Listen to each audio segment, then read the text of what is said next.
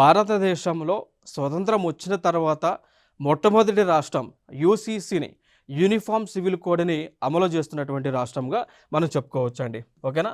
So ఏ రాష్ట్రము భారతదేశంలో మొట్టమొదటిసారిగా స్వతంత్రం వచ్చిన తర్వాత యూనిఫామ్ సివిల్ కోడ్ని అమలు చేస్తుంది అంటే ఉత్తరాఖండ్ అనేటువంటి ఒక రాష్ట్రము అండి. ఓకేనా? సో మరి ఈ యూనిఫామ్ సివిల్ కోడ్ అంటాం. సో యూనిఫామ్ సివిల్ కోడ్ మరి ఇది రాజ్యాంగంలో ఉందా? ఉందా అంటే ఉంది అండి. సో ఆర్టికల్ 44, సో భారత రాజ్యాంగంలో 44 అనేటువంటి ఒక అధికారం ఏదైతే ఉందో ఇది యూనిఫామ్ సివిల్ కోడ్ గురించి మాట్లాడుతూ ఉంటుంది. సో ఈ ఆర్టికల్ చెప్తూ ఉంటుంది, so the state should bring uniformity among all it's citizens అని చెప్పేసి ఆర్టికల్ 44 యొక్క సారాంశం అండి. ఓకేనా? సో భారతదేశంలో ఉన్నటువంటి ప్రజలందరికీ కూడా ఒకే చట్టం ఉండాలి.